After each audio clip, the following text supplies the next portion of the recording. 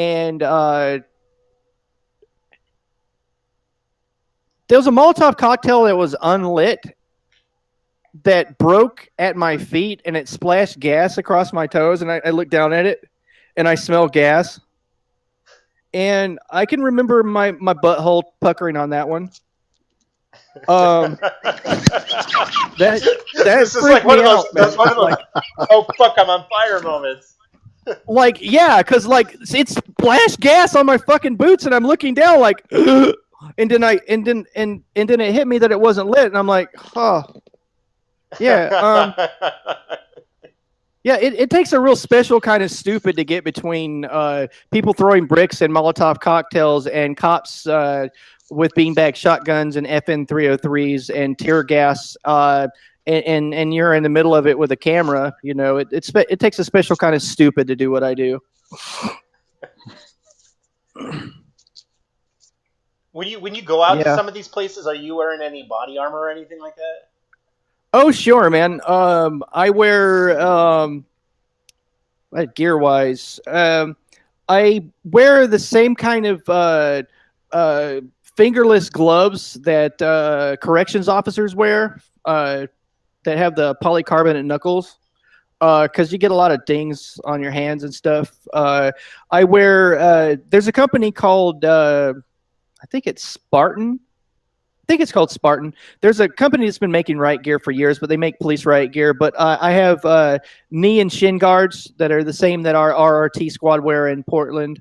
I wear those, and that's because one of the common crowd control techniques they use in Oregon, in Portland, is the officers will use their bikes as weapons. They'll kind of grab them and they'll swing them. Yeah. You know, and I find that having armor on from your knees down to your instep is very good for that.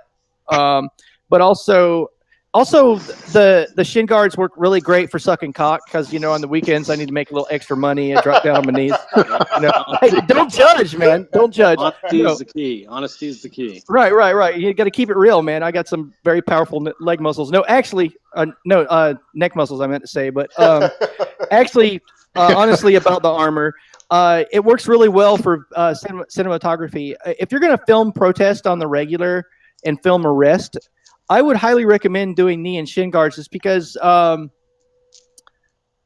lot of times they take people to the ground, and the best shot is just to go down to the ground with the cops, is to go down low. And I found that wearing the right gear on my knees and shins, it helps to get down on the ground, and it helps not having to think about protecting your knees and just go in there and get the shot.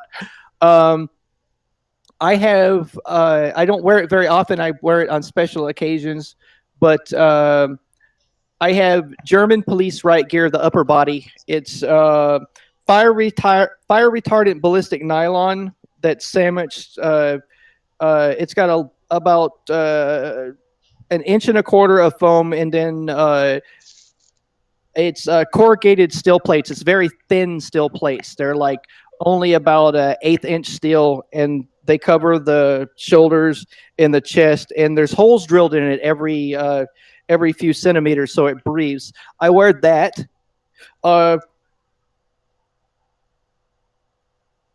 Do wear protective gear. I wear a helmet sometimes. I like to have eye protection. Some stuff works better than others. Any NBC rated or UN or NATO gas mask you can get from eBay works very well. I recommend all the NATO gas mask stuff. A lot of that stuff is great. It's cheap. You know, for cinematography, the type gas mask I recommend at a protest is the full face ones. Those stupid ones, you know, with the little eye holes, the old Israeli ones. Those look really great, you know, in your when you're shooting glamour pics of yourself in front of, when you're doing, you know, riot selfies, you know, in front of riot cops and stuff. It looks really cute, but like you have these little eye holes. I'd rather be able to see. So a full face gas mask is preferable, especially if you're going to be doing it as a videographer. So that's some of the gear I wear. What about the inauguration? Were you there? In DC? Yeah. No. There was 2 weeks of almost riots every day and it was either an almost riot or a riot every day in Portland after the announcement of his winning the presidency up into the inauguration. So I was very busy here in my hometown. Yeah, I bet. Yeah, they did. I think the night after his inauguration, not the inauguration, the announcement when he was president elect, there was $1 million worth of property destruction of banks and other large corporate targets in downtown Portland in about 5 hours. It broke my heart, really. I cried like. The sad event. Sad event. Yeah, Chase Manhattan Bank was all the a lot of the windows on the ground floor. It was man, it was. I was actually gonna say yeah, I have that famous painting that's been thrown around with Chase Bank on fire. Very sad, very sad. Hey, is that a Guy Fawkes mask in your background there? Why, yes, it is.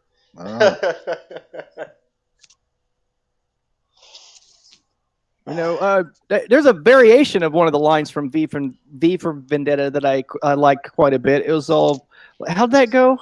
Remember the September 11th, the government treason and plot. I know of no reason why government.